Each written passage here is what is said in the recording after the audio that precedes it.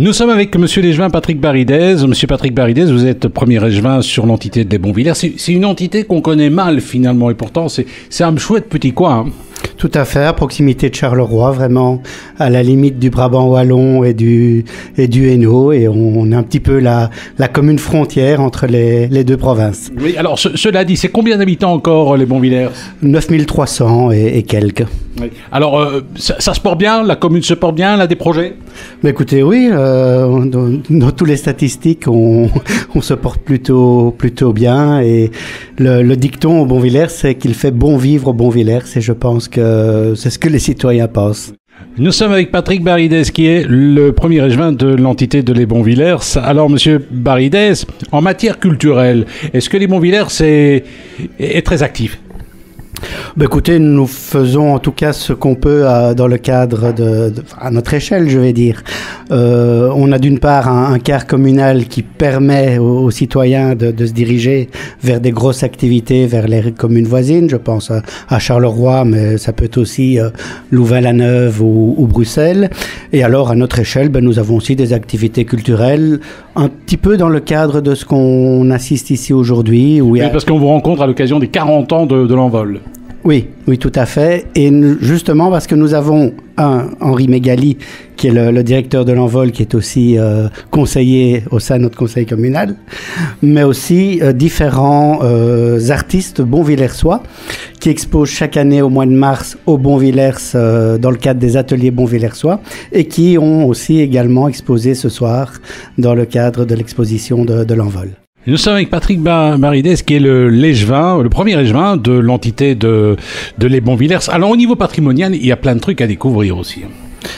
Écoutez, oui, nous avons donc l'ancienne chambre échevinale qui est vraiment un très beau monument, et qui est visitable notamment dans le cadre des journées du patrimoine chaque année, où sur rendez-vous, il y a possibilité de contacter la commune et un petit groupe.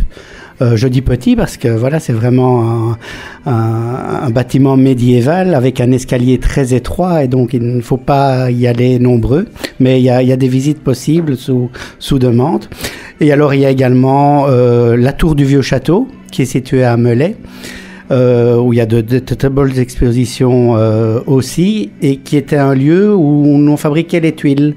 À Melay, c'était une terre fort argileuse, et il y a eu toute une tradition de fabrication de tuiles. Nous sommes avec Monsieur Patrick Baridez, qui est premier échevin sur l'entité de les Bonvillers. Je pense aussi, si je me trompe, vous êtes intégré dans ce qu'on appelle le pays Geminiacum.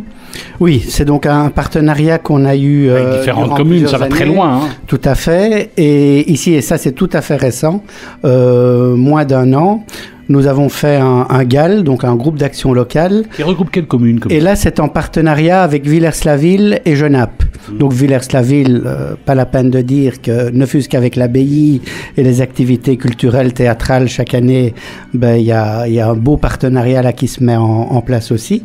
Et Genappe, avec le TOF Théâtre et son théâtre de marionnettes, où nous avons aussi pas mal de projets d'activité. Alors vous êtes aussi, est-ce que vous ne collaborez pas avec des communes comme Courcelles, par exemple, ou peut-être même un petit peu plus loin de la région du centre?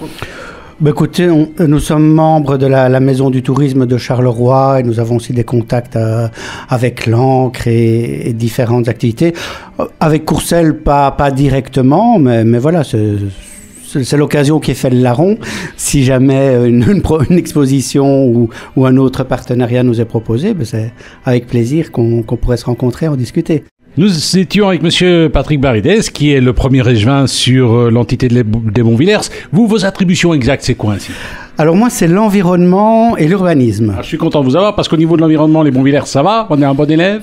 Écoutez, oui, on est en fait la toute première commune. On était la commune pilote au cadre de l'ICDI qui est passée à la poubelle à puces. C'est nous qui avons ouvert le feu. Et on peut dire avec grande satisfaction que la quantité de déchets a quasiment diminué de moitié.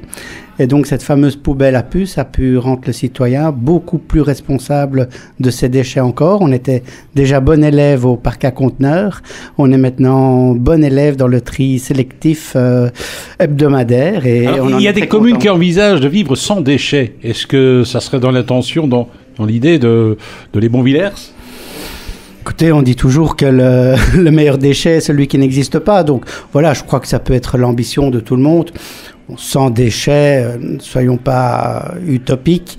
Ce sera peut-être possible un jour. Je pense qu'il y a quand même encore quelques années qui s'écouleront. Mais si on peut les diminuer jusqu'à un déchet zéro un jour, oui, évidemment que c'est une ambition.